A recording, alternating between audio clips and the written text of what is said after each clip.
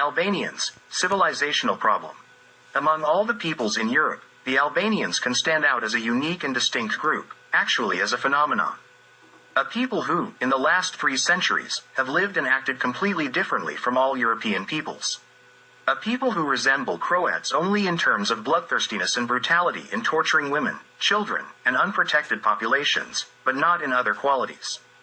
Before the outbreak of war in 1912 between Serbia and Turkey, Albanians invaded the Vranja district and slaughtered women, children, and the elderly they came across.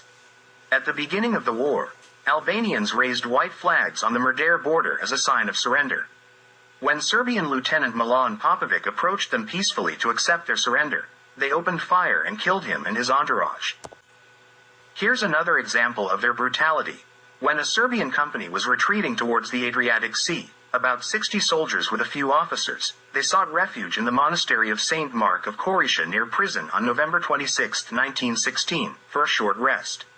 Albanians from Kabashani surrounded them, and when they were reassured that nothing would happen to them, they surrendered their weapons. However, the Albanians killed them all. 2 elderly Serbs from prison, who were the only ones present in the monastery and witnessed this crime, Kosta Djordjevic, 60, and Grandma Mitra, 80, were also killed by the same Albanians and thrown down the cliffs into the Korisha River ravine. The monastery of Saint Mark was completely looted, its buildings demolished, and the church desecrated and plundered, with the destruction of the iconostasis and old frescoes. They also desecrated and plundered the grave of Sime Agumanov of prison, a great philanthropist.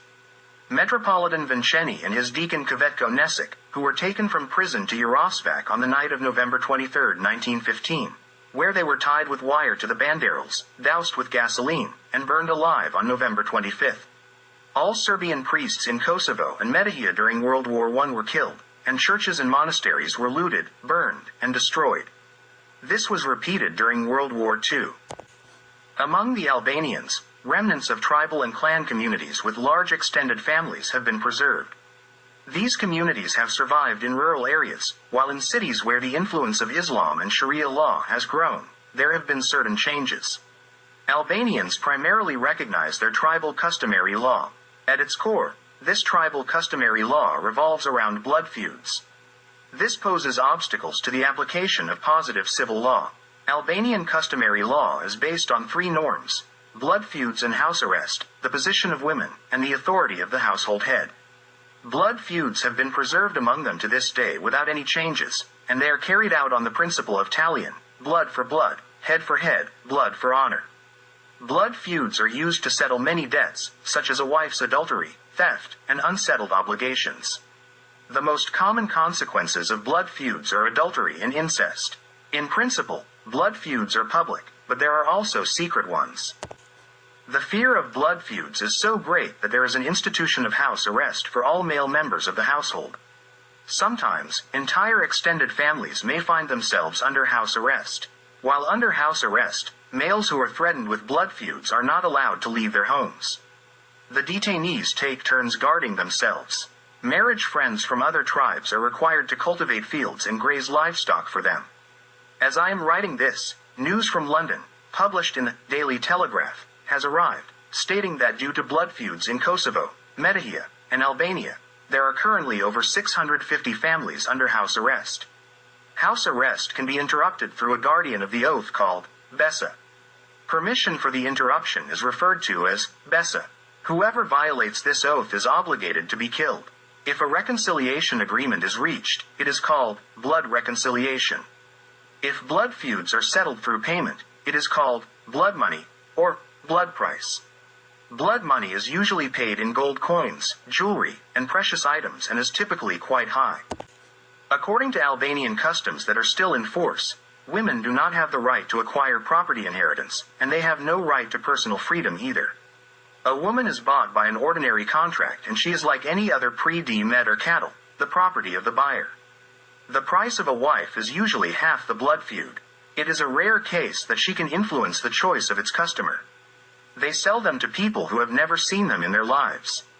They sell them very well young people, so there are cases where a 15-year-old girl is sold to a 50-year-old man or older. On the gatherings, women are kept in separate rooms and in the summer they have to wrap themselves in scarves and putting on a coat. A woman among Albanians is nothing more than a common slave. There is no termination of the contract of sale contract, just as there is no dissolution of marriage. To every man who takes a woman who has been driven away without permission into his house, husband, customer, threatens blood revenge. In the house, women live separately and inaccessible to men outside the house.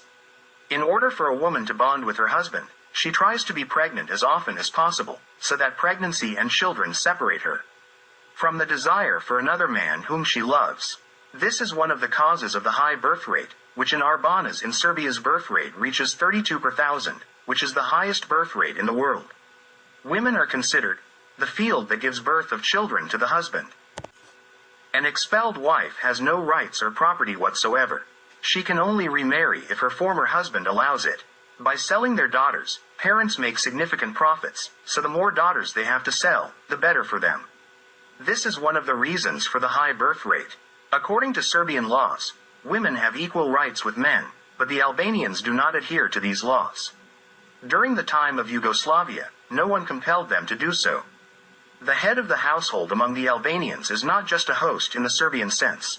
Their so-called zati is a god in the house who has the right to beat and kill. He is an armed master, judge, and executioner. He marries male members and arranges marriages for female members in the household. He can divorce any man in the house at his discretion. He buys and sells, manages finances, orders how everyone should behave, serves as the confessor for household members like a Catholic priest, grants temporary permits for freedom of movement, and forgives blood debts. He devises criminal plans and determines who will be their executor.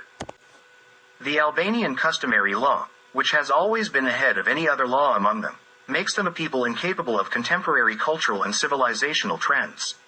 We won't go into the details of the anti-civilization actions of modern Albanians from Horvat's book. The repertoire of mistreatment and violence towards Muhammad Keshtovic includes unlawful harvesting of ripe crops, cutting off electricity and water, preventing and disallowing irrigation of cultivated fields, forbidding livestock grazing in the mountains. All of this is accompanied by attacks on religious and national sentiments, such as desecration of churches, monasteries, and monuments to heroes from the past 2 world wars, destruction of tombstones, and desecration of graves, as well as assaults on monastery properties. The next step that complemented the idea of creating an unbearable atmosphere, as a method of violent expulsion, was a psychological tyranny in the spread of enmity and hatred. This manifested itself in the dissemination of slogans such as, "Let's kill the bastards, Serbs, get out of Kosovo, hang the dogs, down with Serbian invaders." I would like to single out a particular group of acts involving violence against children and the elderly, desecration of graves, and poisoning of wells. Such actions are not committed by ordinary criminals, and they are entirely foreign to patriarchal morality. Criminals who are considered particularly low and unworthy by every nation point to the destruction of patriarchal morality and the creation of a state of enemy, lawlessness, that fosters the inflaming of the lowest passions. Milenko Karen warns of characteristic changes in behavior. There are cases of vengeance against children, which until recently were a serious violation of customary values. The most severe violations of the law, Lekin, and the value system it advocates, in our days, involve attacks on places of worship and the rape of women, especially the rape of female children.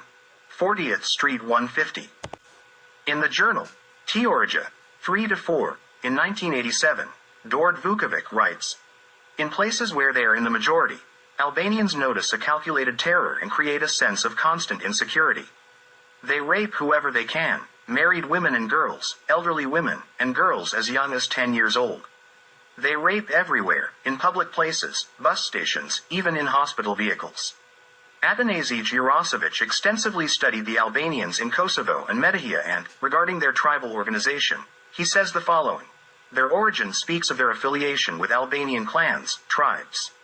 The clan, or tribal life, could not have developed in flat regions where there could always be some form of authority, but rather in rugged mountainous areas where the influence of authority was absent, and internal and external relations in their territories were regulated and conducted according to established unwritten laws."